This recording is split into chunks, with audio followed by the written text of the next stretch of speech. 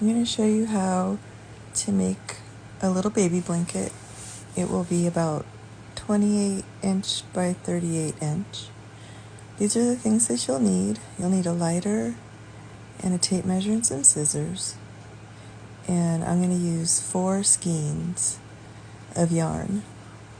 And they are about 8 ounces and 27 yards each. So I'm going to start by getting my working yarn going here. I'm going to leave a little tail, just about a few inches, and then I'm going to create a slip knot by making a loop and then taking the working yarn and pushing it up through the back, through that hole, grab the other loop, and then you hold your working yarn in your tail and you tighten that loop. That very first loop you want to be about 2 fingers in width. Lay it down on top of your working yarn and reach in and pull the yarn up to create another loop. And now the rest of these will be 3 fingers width. Pull up another one, 3 fingers. Pull up another one, 3 fingers. And continue to do that. For this size blanket, I'm going to have 18 loops on my starting chain. I'm going to keep pulling them up, 3 fingers, pull it up, 3 fingers. And the reason that you want them to be about 3 fingers in width is because this is the bottom of your blanket, and if you make them too small, then the bottom of your blanket will be not wide enough compared to the rest of the blanket, and it'll bind up and be too tight at the bottom. So you do need these to be nice and roomy.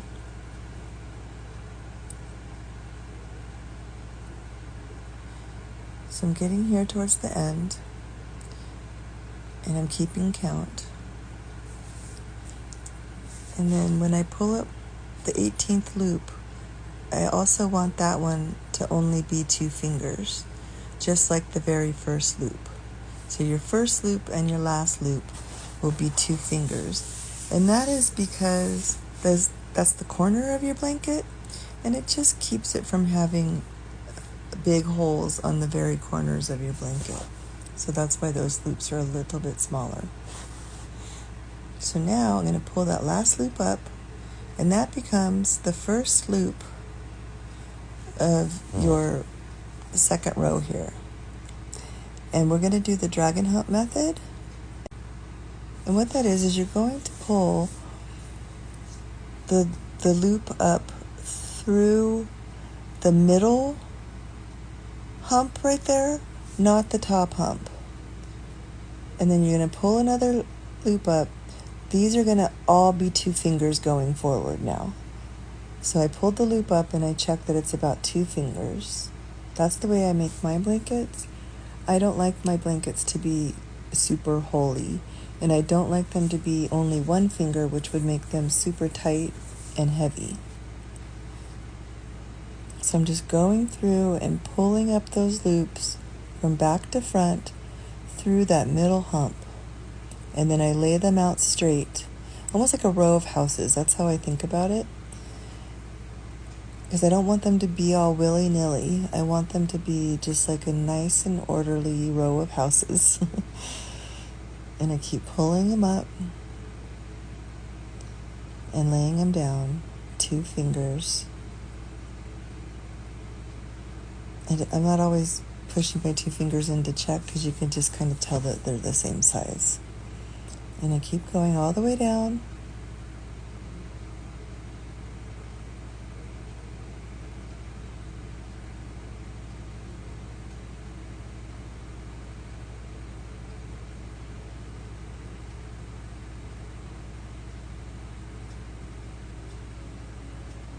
Until you get to the end here.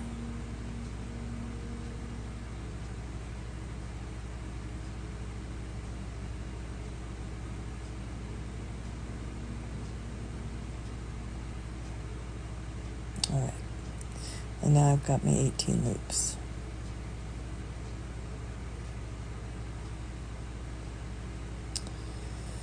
So now we're going to start row 3. I'm counting them here, making sure I've got my 18. I'm always counting, because from now on, every row that you do, you want to count your loops and make sure you have 18, because that's a good way to catch a mistake quickly in case you miss knitting a loop. So now I don't knit that first one. I choose to skip it, yet still count it. And so I'm knitting the second one. And so that's 1, 2. And now I'm knitting the third one. And this becomes easier because now you're not just trying to find the hump. You actually have these little knits that you just make the next knit through. And I'm just going all the way down to the end, still 2 fingers. And you just go down to the end. And depending on what pattern that you want to use, if you want to add stripes or just have it be all one color, you'll get to a point where you've gotten to the end of your yarn or the end of a row and you want to start a new color. And I'm going to show you how to change colors.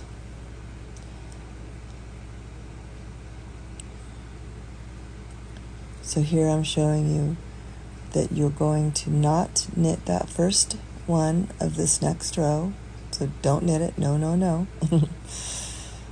And just go to your next one, knit that one, but count it, 1, 2. And then just go back, always counting back and forth so that you know if you've missed a loop. And another important thing is to keep that yarn, the working yarn, taut so that you don't have a piece that ends up being slack that you find later, because it's hard to fix that if you have slack. And so as I'm going, I often will flip the blanket over and check the back to make sure I haven't accidentally gotten slack and have some yarn that's sticking out in a way that makes the blanket not proper. So here I am now. I've gotten to where I want to change colors. And so the place that you get to when you want to change the color is I want the new color to be the very last loop of this row, because that becomes the first loop of the next row. So I'm going to burn these 2 together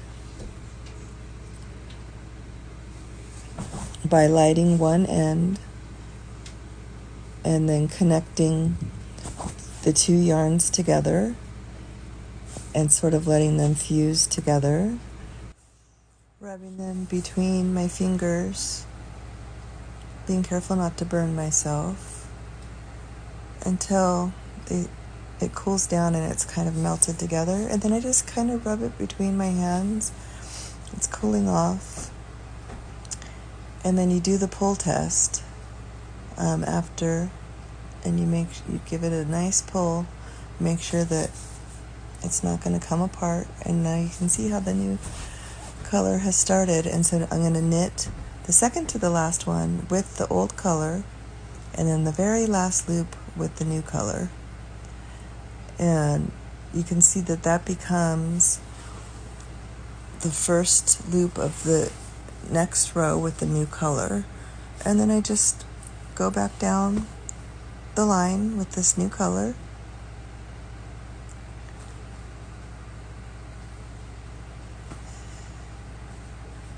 And that's pretty much the gist of it. You can add stripes, you can do all one color, you can just do big color blocks.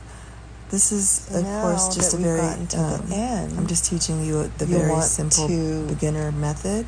do your last loop and then do one more loop, a second loop, because that raises the height a little bit to go ahead now and carry on and create your finishing chain. Your casting off is what they call it. And so I'll show you a little trick where you know how much yarn you need to close off. And what you need for a close off is 4 straight rows of yarn. And so sometimes when you get to the end of your skein, you're not sure if you have enough. So if you have 1, 2, 3, 4, so you can see how I have 4 straight lines, that gives me enough to close off. If it's a regular row, like before, that another tip is that you need 2.5. So here I'm going to take the 2 loops. So I knitted the second loop, and now I'm holding both of them, and then I'm taking the working yarn and pushing it through both of those. Now I'm going to knit the next loop. I'm holding them next to each other, and then I'm going to push the working yarn through both of those. Pull up a new loop. Now knit the next one, hold them together, push the yarn through. See how it's creating that little chain? Look how nice that looks.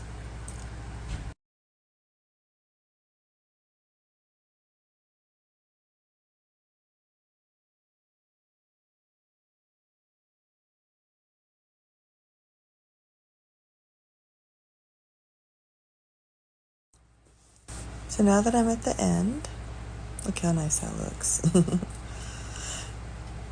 We've gotten to the last loop. We're going to knit that one, but instead of pushing the working yarn through, we're not going to do that. We're just going to take that left side loop and push it through the right side, because we're at the corner here. And then I'm going to take my scissors and I'm going to cut a little tail. And then you're going to just feed that tail through that last loop. Right there. And then you pull it tight. Don't pull too hard. Just gently pull that tight. It secures that corner.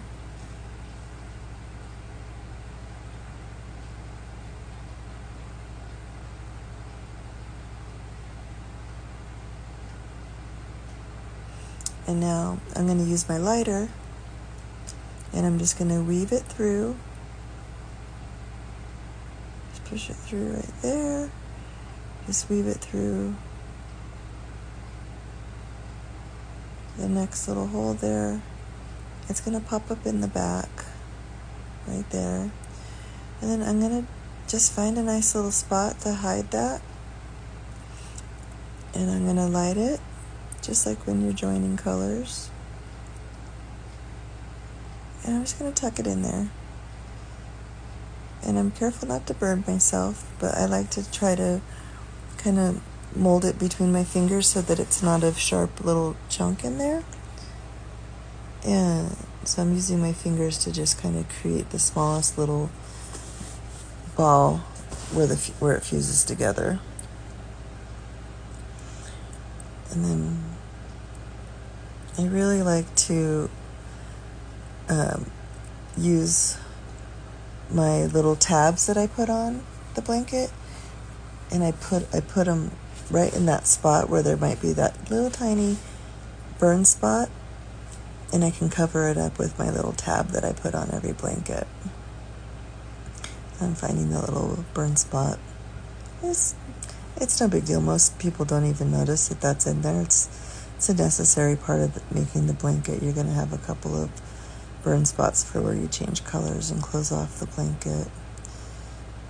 But this is a little tip that I thought I'd give you to be able to cover one of those up. If you use tabs on your blankets, you can go ahead and put one in a strategic place.